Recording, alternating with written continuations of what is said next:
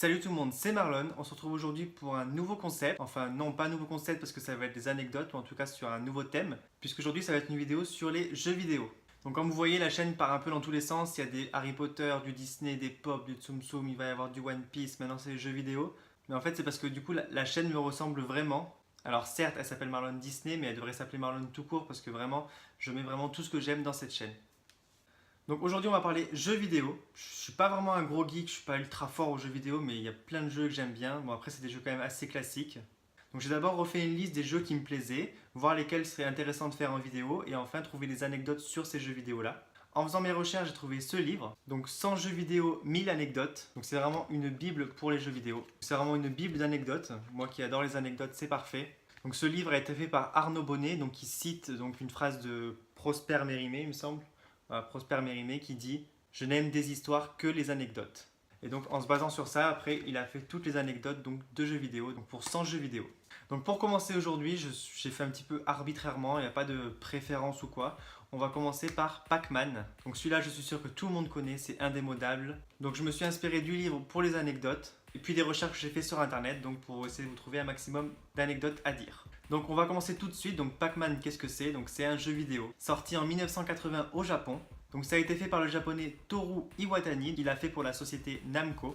Et donc première anecdote, c'est que ce monsieur avait pour idée de faire un jeu vidéo pour les femmes. Il s'est dit pour l'instant les jeux vidéo c'est que les garçons qui y jouent. Donc on va essayer de faire un jeu vidéo pour les femmes. Et je sais pas vraiment pourquoi, mais il s'est dit pour que ça plaise aux femmes, il faut qu'il y ait de la bouffe. Donc il s'est dit je vais faire un petit bonhomme qui mange des fruits. Et donc au moment où il se dit ça, il est en train de manger une pizza, donc il avait déjà mangé une part. Et il a vu la pizza avec la part qui manque, il s'est dit tiens c'est parfait, je vais faire un petit bonhomme en forme de pizza avec une part en moins, qui va manger des fruits. Ça va plaire aux femmes. Je suis pas sûr que l'idée de base était bonne, mais bon ça a cartonné, pas que chez les femmes. Donc à l'origine, le jeu, donc quand il est sorti, il s'appelait Puckman, donc P-U-C-K-M-A-N. Il est resté à s'appeler Puckman quelques temps jusqu'à ce qu'il sorte aux États-Unis et qu'ils se sont dit ah, et les petits malins ils vont enlever l'arrondi du P et ça va faire Fuckman. Et donc pour pas qu'il y ait écrit fuck sur toutes les arcades, ils ont remplacé par Pac-Man. Un truc qu'on ne pouvait pas modifier, donc on ne pouvait pas faire de blague dessus. Donc Puckman est devenu Pac-Man. Je ne vous ai pas expliqué le principe du jeu vraiment, même si je pense que vous le connaissez tous. Donc Pac-Man, c'est une petite boule jaune qui doit manger les Pac-Gommes, donc des petites boules jaunes aussi, dans un labyrinthe et est poursuivi par 4 fantômes de 4 couleurs différentes. Certaines Pac-Gommes qui sont plus grosses, qui sont généralement dans les coins du labyrinthe il me semble, permettent de manger les fantômes, donc d'inverser les rôles. Les fantômes qui chassaient Pac-Man donc se font chasser par Pac-Man. Et donc le but c'est de manger toutes les Pac-Gommes sur le labyrinthe. Donc justement parlons des fantômes, ils sont 4, donc de 4 couleurs différentes, mais au début ça devait pas être ça. Quand le créateur, donc Toru Iwatani, a présenté le jeu à Namco, ils lui ont dit ça me plaît pas qu'il y ait 4 couleurs de fantômes. Je voudrais que des rouges parce qu'on pourrait croire qu'il y a certains fantômes qui sont alliés de Pac-Man alors qu'ils sont tous méchants. Le créateur donc a fait un test, un sondage auprès de tous les testeurs, tous étaient du même avis que lui, il faut 4 couleurs différentes. Donc le sondage a marché, ils ont gardé les 4 couleurs différentes. Donc les 4 couleurs des fantômes, ça sera rouge, bleu, rose et orange. Donc les 4 fantômes ont tous 4 prénoms avec un Y dedans. Donc le rouge c'est Blinky, le rose Pinky, le bleu Inky et le orange Clyde. Donc lui ça finit pas par I.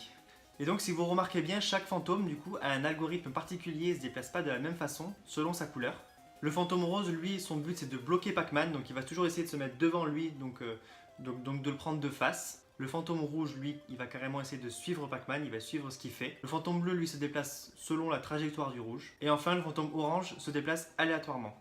Donc c'est plus facile de gagner quand on connaît les algorithmes des fantômes, car on peut anticiper les mouvements des fantômes. Donc le jeu est sorti en 1980, mais ce n'est qu'en 1999, donc 19 ans après, que quelqu'un a réussi à avoir le score maximal. Donc ce monsieur c'est Billy Mitchell, j'essaierai de vous trouver une photo. Il a donc atteint le score de 3 333 360 points, correspond à avoir mangé toutes les Pac-Gommes des 256 niveaux.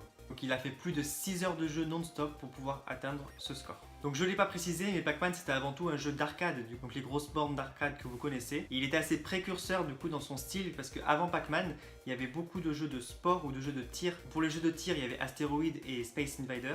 On avait eu Pong et plein de jeux qui découlaient de Pong, donc plutôt des jeux de sport. Donc Pac-Man a créé un nouveau genre et il est considéré comme un repère dans l'histoire du jeu vidéo. Pac-Man a d'ailleurs établi en 2005 le record du plus grand nombre de bornes d'arcade au monde, avec environ 294 000 machines, et c'était en 2005, donc je sais pas s'ils en ont refait depuis, parce que les bornes d'arcade ça se fait plus trop, mais en tout cas il y a eu au moins 294 000 bornes d'arcade de Pac-Man. Donc ce jeu a tellement cartonné qu'ils lui ont fait une femme, donc Madame Pac-Man. Donc là c'était pareil, sauf que c'était une boule jaune avec un nœud rose.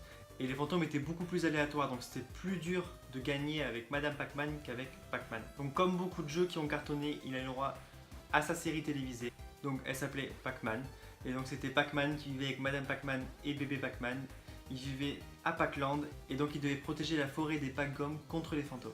Donc comme je vous ai dit, aujourd'hui Pac-Man a vraiment marqué la culture du jeu vidéo. On le trouve partout. Même par exemple en 2009 à Paris, un groupe de street art a fait en sorte donc de coller des petits Pac-Man partout où il y avait des points donc dans Paris. Donc par exemple sur le plan du métro, vous savez il y a plusieurs points, donc les stations ils ont mis Pac-Man. Je vous montrerai quelques images, c'était rigolo, donc le but c'était de mettre des Pac-Man partout où il y avait des petits points qui se suivaient.